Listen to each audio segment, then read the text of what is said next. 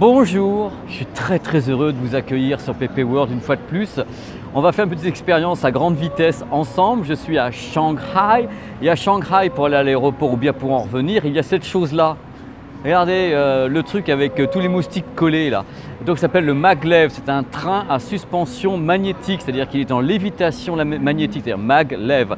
Alors il y a des heures auxquelles cette chose va à 430 km/h avec une accélération à 350 km/h en 2 minutes, c'est-à-dire qu'il vraiment il pousse quand même un petit peu. Hein. Et comme il est en suspension magnétique, il n'y a donc pas de roue. Voilà, ce sont des plots qui se soulèvent et lui il décolle, c'est qu'à de dire, mais bien tenu quand même.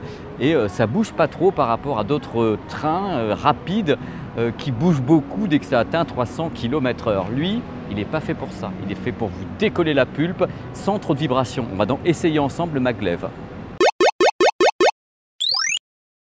C'est parti, nous sommes dans le maglev. J'étais le dernier à monter, hein, parce que, histoire de faire chier un peu à la française, autant y aller franco de port.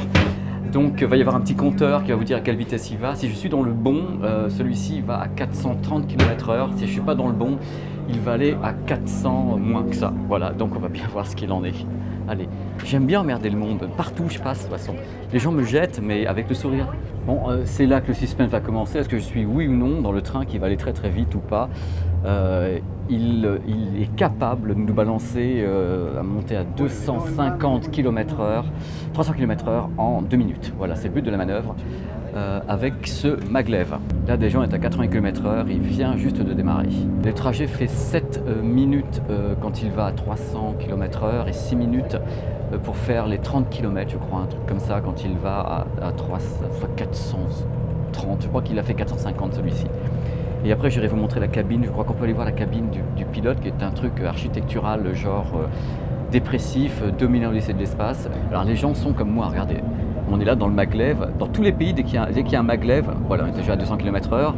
Dès qu'il y a un maglev, les gens n'en peuvent plus parce que ce qui est impressionnant dans le maglev, c'est qu'on peut vraiment aller très vite sans le sentir. Moi, je suis là, donc on est 230 km/h. Regardez ça, je suis là, je ne bouge absolument pas.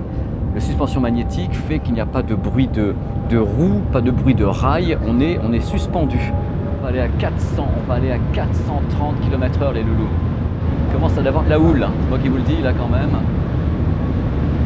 C'est génial. Moi qui suis un gamin, je ne sais même pas comment c'est génial. 400 km/h dans un truc qui est au sol. Est-ce que vous vous rendez compte? On est au sol, c'est-à-dire que c'est normalement un avion décolle à 280 km/h. Là, on est toujours au sol.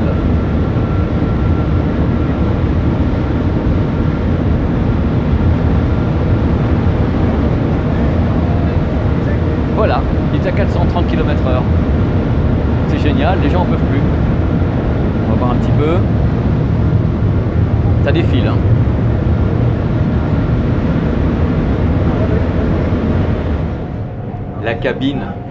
La cabine, oui, bien sûr, on est dans l'autre sens, donc il n'y a personne.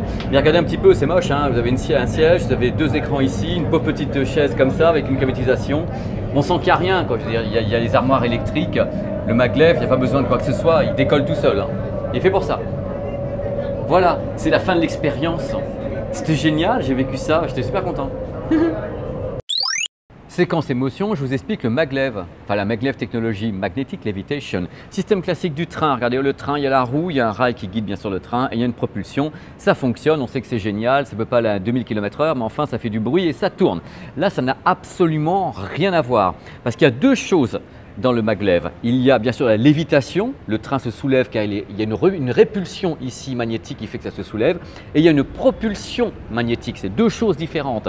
Alors bien sûr, pour que tout ça fonctionne, il faut que le train soit quand même guidé. Donc il y a un bras, Levitation Frame Arm, on le voit ici, le bras est ici. Le bras maintient le train sur son socle, mais à un moment donné, il n'y a plus de contact du tout, c'est-à-dire que le train il n'a plus de friction, c'est-à-dire qu'en effet, on peut aller très vite en balançant un courant électrique qui fait ça. Il y a les électrodes qui sont ici, il y a les pôles magnétiques et on fait avancer le train en le soulevant, tout simplement. Alors on peut aller à des très grandes vitesses, il y a des essais je crois qui ont été faits à 500 km/h et autres, parce que le train est maintenu, il n'y a pas de friction, donc il n'y a pas non plus une roue qui peut commencer à faire vibrer le tout.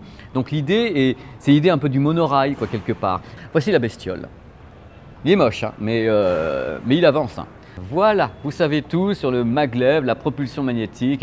Ça s'appelle Magnetic Traveling Field. L'ensemble, c'est un champ magnétique ici. Voilà, qui avance et fait avancer le train par-dessus.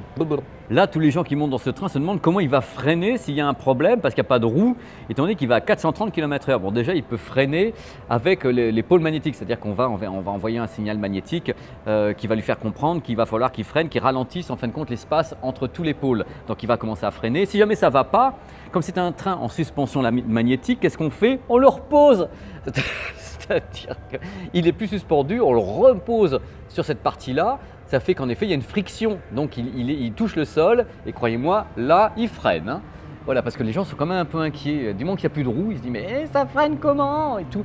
Voilà, pour les virages, c'est un peu la même chose. Il peut prendre les virages en modifiant un peu l'impulsion sur les pôles ici. Donc, il prend des virages normalement sans ralentir pour autant car il équilibre la force en fin de compte dans le virage. Il y a un angle très technique, très schématique ici dans lequel je ne me lancerai pas parce que j'y connais rien. Ah ben j'avoue, hein. Voilà, mais je l'ai fait.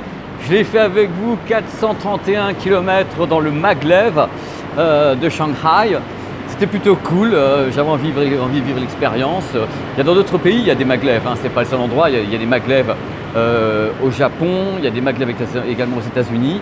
Celui-ci est marrant, il est un peu moche mais il est marrant. Puis vraiment sans rigoler, confort, rapidité et tout. C'est le RERB d'ici en fin de compte. Vous avez vu la tronche du RERB? C'est quand même autre chose quoi. Pas être méchant mais enfin, waouh, le maglev.